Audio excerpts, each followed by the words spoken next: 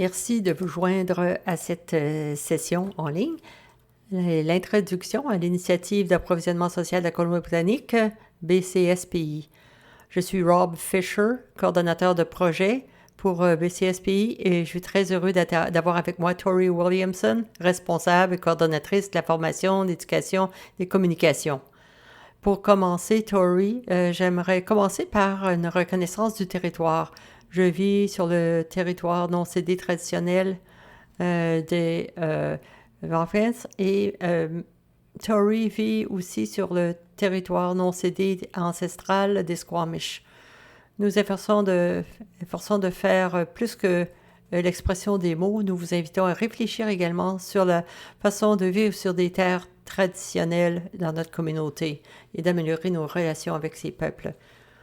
Cette initiative BCSCI est une initiative d'approvisionnement à faible coût et à valeur élevée qui fournit aux gouvernements locaux et aux institutions de la Colombie-Britannique l'expertise et le soutien pour intégrer les pratiques d'approvisionnement et aussi donner une valeur sociale supplémentaire à partir des dépenses.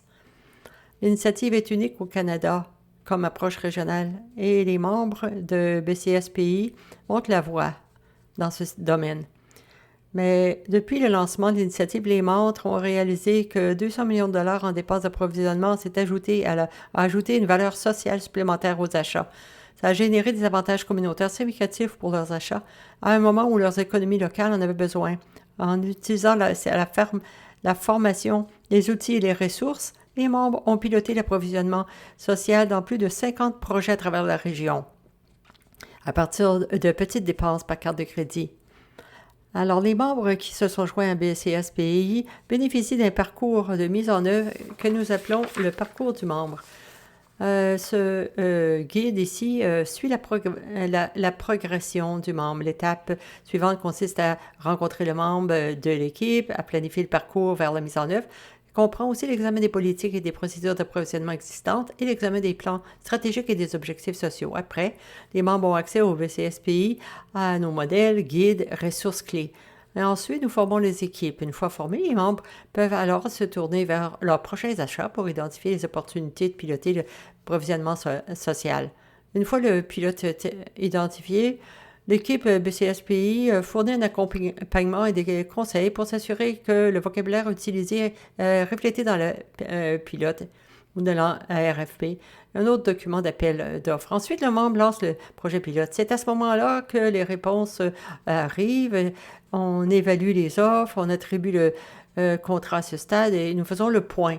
Et ensuite, le processus reprend jusqu'à ce que ce soit parfait. Les membres, donc, dans le domaine, à ce jour, le membre est prêt à passer à la mise en œuvre complète et à ajouter les considérations d'approvisionnement social. Leur politique d'achat est recommandée et c'est là qu'on se retrouve dans le PCSPI. Je peux fournir une assistance non seulement en rédigeant la nouvelle politique, mais aussi en formant le personnel qui va mettre en œuvre cette nouvelle politique. BCSPI peut offrir des ressources et aussi des séances de formation aux membres des chambres de commerce et d'autres associations. On mesure l'impact. Maintenant, le membre fait l'achat social. Et pour soutenir ce parcours du membre, les membres BCSPI ont accès à une série de ressources par le portail, c'est-à-dire exemples, guides, modèles, y compris des projets de demande de proposition, des modèles de politique et l'accès à la consultation, à l'accompagnement, le soutien de BSPI et aussi une bibliothèque webinaire, bibliothèque de ressources en ligne contenant des exemples de marchés sociaux. Nous avons aussi une réunion bimensuelle d'apprentissage par les pairs et de discussion, ainsi que l'accès à des outils et des ressources. Ces formations de base sont une introduction à l'approvisionnement social et ensuite nous regardons les possibilités dans le domaine de la construction, de l'infrastructure, des plus grands projets. La formation de base comprend des cours magistraux, des exercices, des scénarios d'approvisionnement, des exemples concrets, des ressources d'accompagnement ainsi que les modèles guides applicables pour aider les membres à démarrer une mise en œuvre réussie. Ces formations sont complétées par une bibliothèque de webinaires de formation de 15 sessions préenregistrées pour montrer les meilleures pratiques dans les accords commerciaux, etc.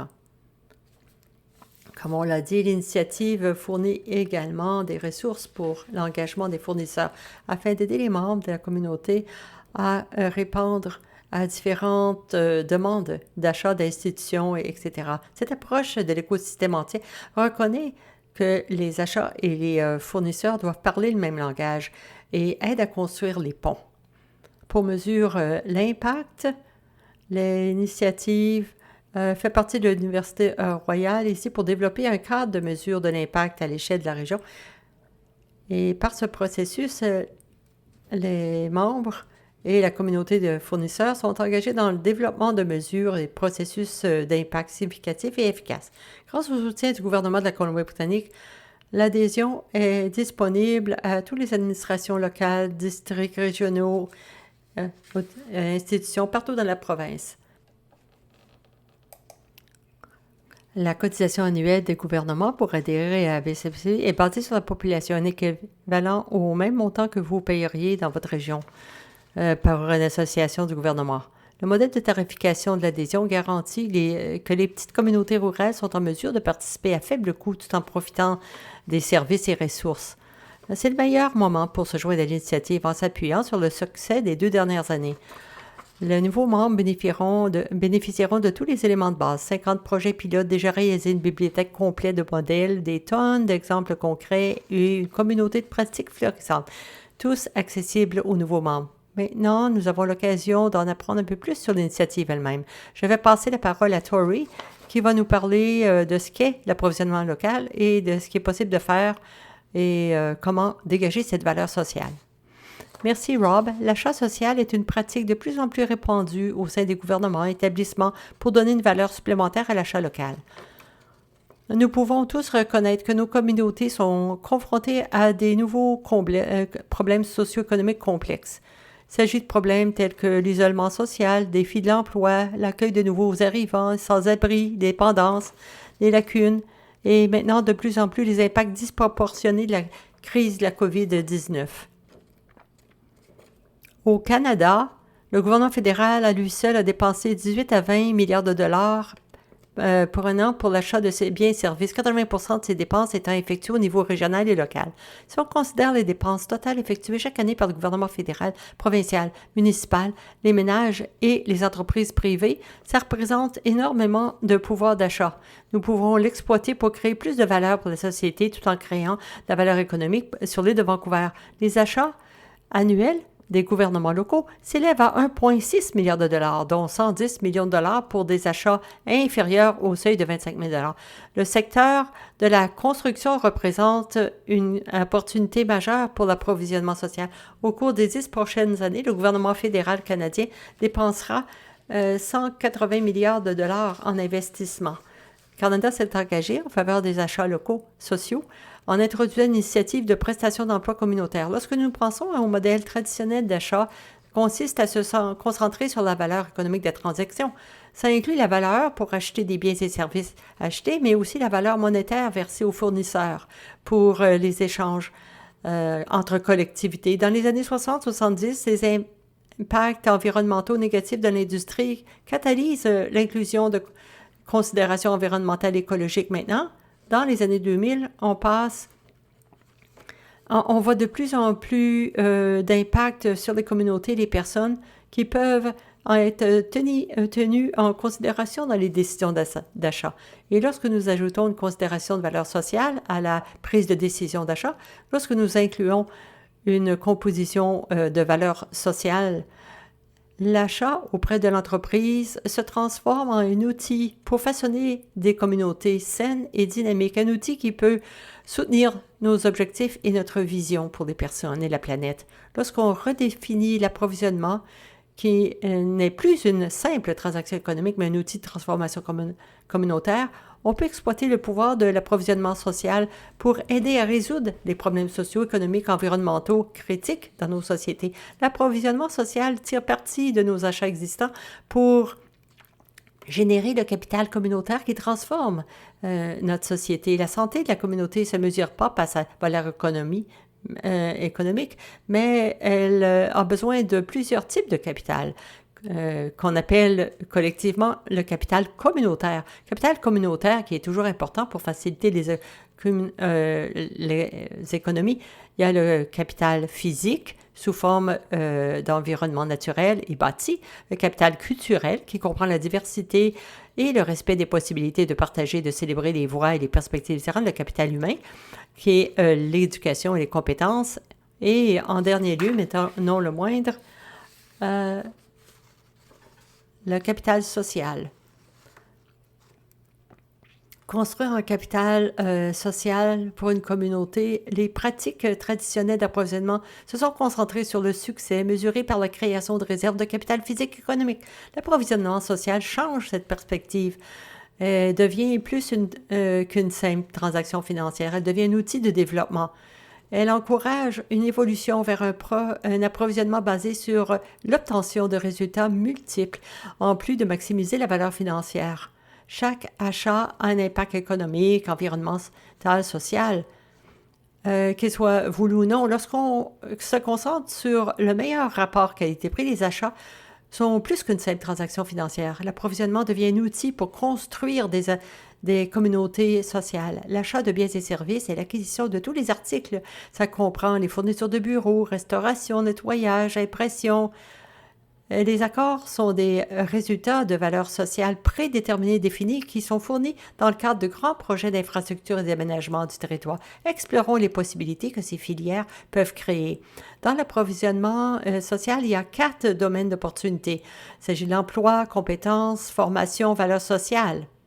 Ces domaines sont essentiels car vous pouvez prendre vos objectifs communautaires de haut niveau, les relier à ces domaines, puis exiger que ces résultats aient une valeur sociale. Le potentiel d'impact local est énorme. Si on considère l'effet multiplicateur économique, chaque 100 $ dépensés auprès d'une entreprise locale de fourniture de bureaux, 63 $ sont investis localement sous forme de salaires, achats, philanthropie, bénéfices. Chaque 100 $ dépensés auprès d'une multinationale ou d'un magasin à grande surface, seulement 14 $ sont réinvestis localement.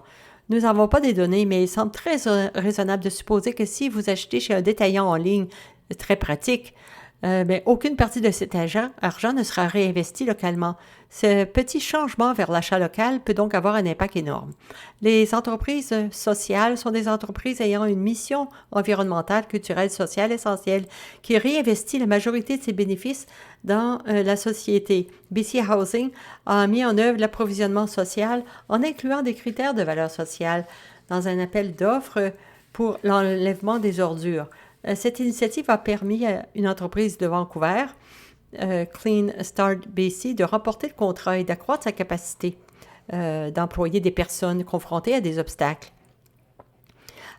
Terra Property Management, c'est une entreprise sociale de Vancouver qui a voulu explorer les avantages de l'emploi de personnes handicapées. Cette étude a été réalisée par Ernst & Young, d'examiner les avantages par rapport aux systèmes plus vastes.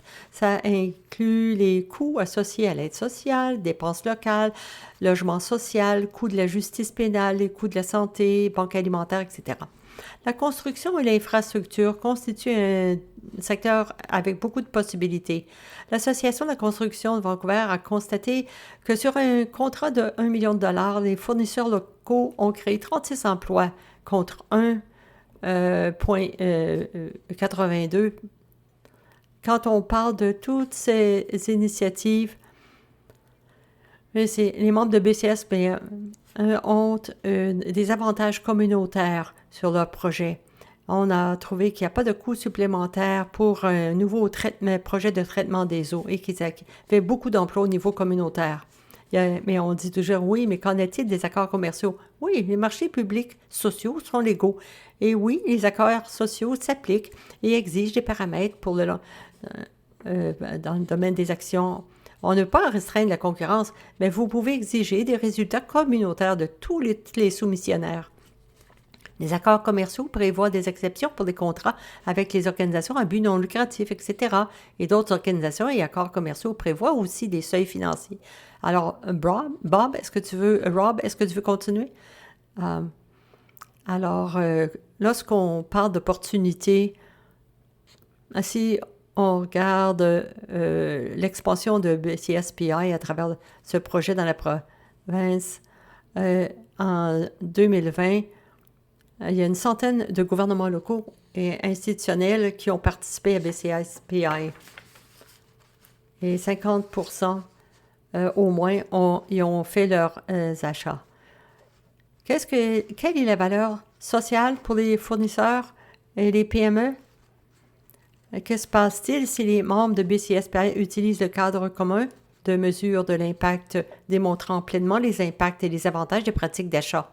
Lorsque nous pensons aux résultats plus larges de l'achat social, s'il est adopté par les gouvernements, les questions des achats à travers la Colombie-Britannique, l'opportunité crée une valeur sociale et des avantages communautaires à partir des achats existants du secteur public devient une occasion de construire un capital communautaire qui montre les économies locales et répond aux besoins sociaux pour les communautés.